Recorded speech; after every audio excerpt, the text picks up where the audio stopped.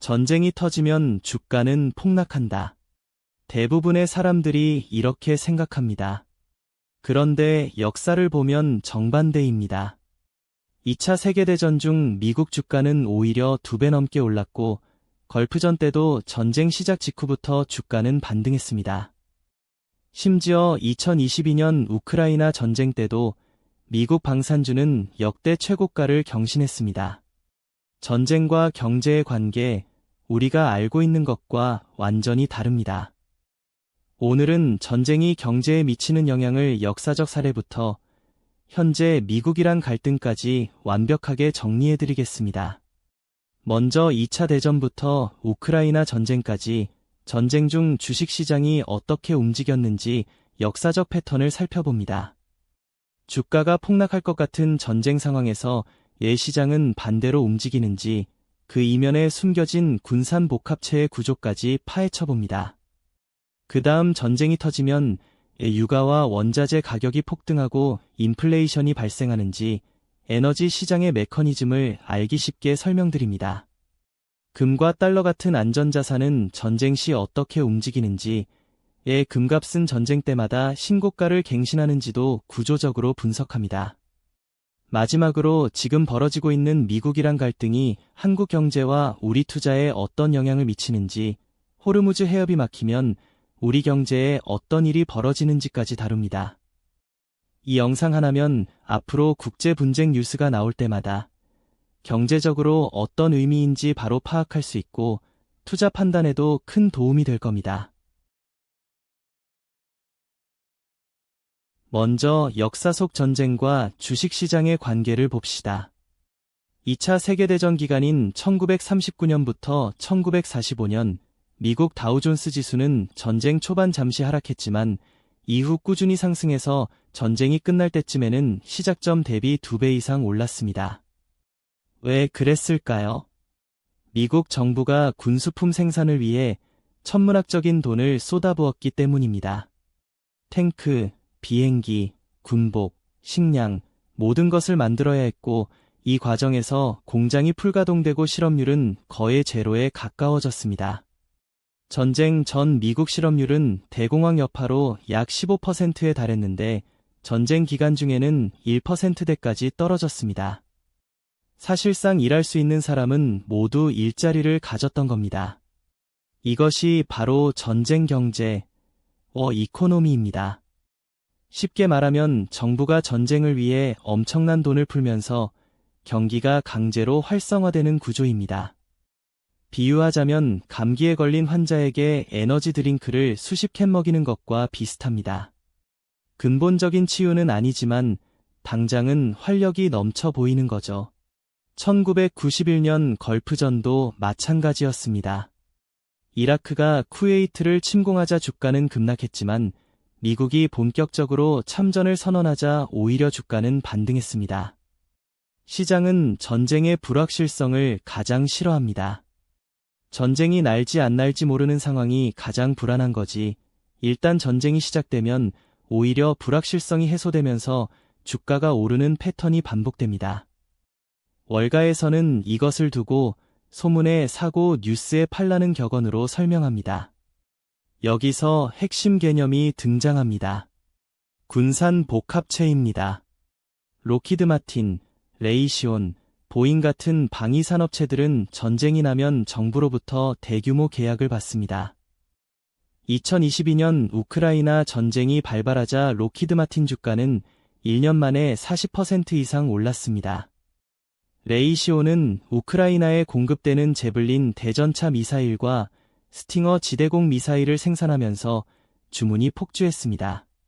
전쟁은 누군가에게는 재앙이지만 방산업체에게는 호황인 겁니다.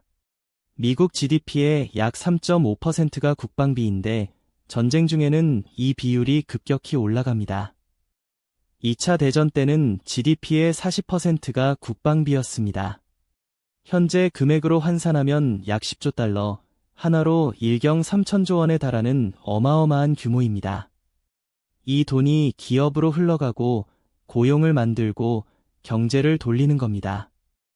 아이젠하워 대통령이 퇴임 연설에서 군산복합체의 위험성을 경고한 것도 바로 이런 구조 때문이었습니다. 이제 전쟁이 만드는 경제적 충격파를 살펴봅시다. 전쟁이 터지면 가장 먼저 움직이는 것이 에너지 가격입니다. 이유는 간단합니다. 현대 전쟁의 대부분이 산유국이 밀집한 중동 지역에서 벌어지기 때문입니다. 1973년 제4차 중동전쟁 때 아랍 산유국들이 석유 무기화를 선언하면서 유가가 배럴당 3달러에서 12달러로 4배 폭등했습니다. 이것이 바로 1차 오일 쇼크입니다. 전 세계가 에너지 위기에 빠졌고 미국에서는 주유소 앞에 수킬로미터 줄이 늘어섰습니다. 네덜란드에서는 일요일마다 자동차 운행을 금지하는 초유의 사태가 벌어졌고 일본에서는 화장지 사재기 소동까지 일어났습니다. 석유 한 방울 안 나는 나라들이 얼마나 취약한지를 전 세계가 뼈저리게 느낀 사건이었습니다. 2022년 러시아 우크라이나 전쟁 때도 마찬가지였습니다. 러시아는 세계 3위 산유국이자 유럽 천연가스의 40%를 공급하는 나라였는데 전쟁과 제재로 공급이 끊기면서 유럽 천연가스 가격이 10배 넘게 폭등했습니다. 독일은 공장을 멈추고 가정에서는 난방을 줄여야 했습니다. 유럽 최대 경제 대국인 독일이 에너지 때문에 경기 침체 직전까지 몰린 겁니다. 에너지 가격이 오르면 모든 것의 가격이 오릅니다. 이건 도미노 효과와 같습니다. 석유 가격이 오르면 트럭 운송비가 오르고 운송비가 오르면 마트에 진열되는 모든 상품 가격이 오릅니다. 플라스틱, 의약품, 합성섬유까지 석유가 원료인 제품은 수천 가지에 달합니다. 이것이 전쟁발 인플레이션입니다. 우크라이나는 세계 5위 밀 수출국이었는데 전쟁으로 흑해 항구가 봉쇄되면서 수출이 막혔고 전 세계 밀 가격이 50% 이상 폭등했습니다. 우크라이나산 해바라기유 공급도 끊기면서 식용유 가격이 급등했습니다. 아프리카와 중동의 가난한 나라들은 심각한 식량 위기에 빠졌고 유엔은 전쟁 이후 추가로 4,700만 명이 기아 위험에 처했다고 경고했습니다. 전쟁터에서 수천 킬로미터 떨어진 나라의 국민들이 굶주리게 되는 겁니다. 그러면 이런 혼란 속에서 돈은 어디로 갈까요? 바로 안전자산입니다. 전쟁이 터지면 금 가격은 거의 예외 없이 오릅니다. 2022년 우크라이나 전쟁 때 금 가격은 온스당 2,000달러를 돌파했고 2024년에는 2,400달러까지 치솟았습니다. 금은 5,000년 넘는 역사 동안 가치 저장 수단으로 인정받아온 자산이기 때문에 세상이 불안해질 때 사람들은 본능적으로 금을 찾습니다. 미국 달러도 안전자산으로 분류됩니다. 세계가 불안해질수록 달러 가치는 오르고 신흥국 통화는 약세를 보입니다. 한국 원화도 예외가 아닙니다. 지정학적 리스크가 커지면 원달러 환율이 급등하는 패턴이 반복됩니다. 일본 엔화도 전통적으로 안전자산인데 이는 일본이 세계 최대 채권국이기 때문입니다. 전쟁의 경제적 충격은 전쟁 당사국만의 문제가 아닙니다. 글로벌 공급망으로 연결된 현대 경제에서 한 지역의 전쟁은 전 세계 경제를 흔듭니다. 이제 현재 진행 중인 미국-이란 갈등이 우리 경제에 미치는 영향을 봅시다. 이란은 세계 4위 산유국입니다. 하루 생산량이 약 400만 배럴에 달하죠. 이란이 위치한 호르무즈 해협은 전 세계 석유 수송량의 약 20%가 통과하는 초크포인트입니다.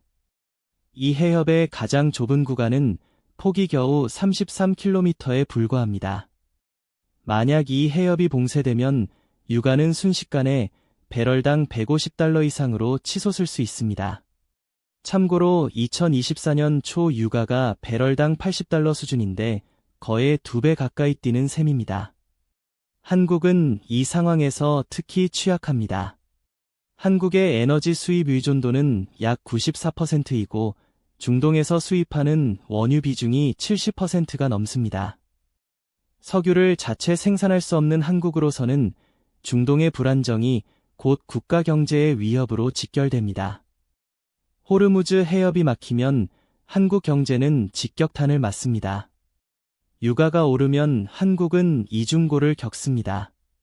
에너지 수입 비용이 늘어나서 무역 수지가 악화되고 동시에 원달러 환율이 올라서 수입 물가가 더 비싸집니다. 달러로 석유를 사야 하는데 원화 가치까지 떨어지니 이중으로 부담이 커지는 구조입니다. 2022년 우크라이나 전쟁 때 한국은 무역 적자를 기록했는데 그 주된 원인이 에너지 수입 비용 증가였습니다.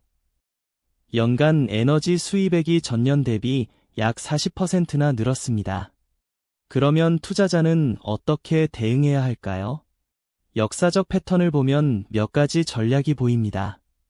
첫째, 방산주의입니다. 한국의 한화에어로스페이스, 한국항공우주, LI진엑스원 같은 방산기업들은 국제 긴장이 높아질 때마다 주가가 상승하는 패턴을 보입니다. 실제로 우크라이나 전쟁 이후 한국 방산 수출은 역대 최고를 기록했습니다. 폴란드의 K2 전차와 K9 자주포, 호주의 레드백 장갑차, 노르웨이의 K9 자주포 등 한국 무기 수주가 쏟아졌습니다. 2022년 한국 방산 수출액은 약 170억 달러로 전년 대비 3배 이상 증가했습니다. 둘째, 에너지 관련주입니다. 정유사와 에너지 기업은 유가 상승 시 수혜를 받습니다. SK이노베이션, S-오일, GS칼텍스 같은 정유주가 대표적입니다. 셋째, 금 투자입니다.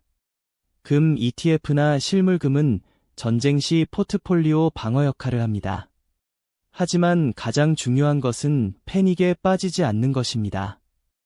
역사적으로 전쟁 초기 공포의 주식을 팔아버린 사람들은 대부분 후회했습니다. 걸프전 때 전쟁 직전에 주식을 판 투자자들은 이후 6개월간 30% 이상의 상승을 놓쳤습니다. 시장은 전쟁의 불확실성이 해소되면 빠르게 회복하는 패턴을 보여왔습니다. 정리하겠습니다. 전쟁은 단기적으로 시장에 공포를 주지만 역사적으로 주식시장은 전쟁 중에도 상승하는 경우가 많았습니다. 그 배경에는 정부의 대규모 군수 지출과 군산 복합체의 성장이 있었습니다. 2차 대전, 걸프전, 우크라이나 전쟁 모두 이 패턴을 반복했습니다. 하지만 전쟁의 진짜 경제적 충격은 에너지와 원자재 가격 폭등, 그리고 그로 인한 인플레이션입니다. 석유 한 방울이 오르면 운송비, 제조원가, 식품 가격까지 연쇄적으로 올라가는 도미노 효과가 발생합니다. 특히 에너지 수입 의존도가 94%에 달하는 한국은 중동 분쟁에 매우 취약한 구조를 가지고 있습니다. 현재 미국이란 갈등이 고조되는 상황에서 호르무즈 해협 리스크는 결코 남의 일이 아닙니다. 투자자라면 방산주와 에너지주, 금 같은 안전자산에 관심을 가져볼 수 있지만 무엇보다 중요한 것은 공포에 휩쓸리지 않는 것입니다. 전쟁의 공포에 주식을 투매한 사람들은 역사적으로 대부분 손해를 봤습니다. 냉정하게 역사를 공부하고 구조를 이해하고 감정이 아닌 데이터에 기반해서 판단하는 것이 최선의 전략입니다. 다음 영상에서는 에너지 안보란 무엇인지 알아보겠습니다. 왜 각 나라는 석유를 비축하고 원자력과 재생에너지에 수조 원을 투자하는 걸까요? 궁금하시다면 구독과 좋아요 꼭 눌러주세요.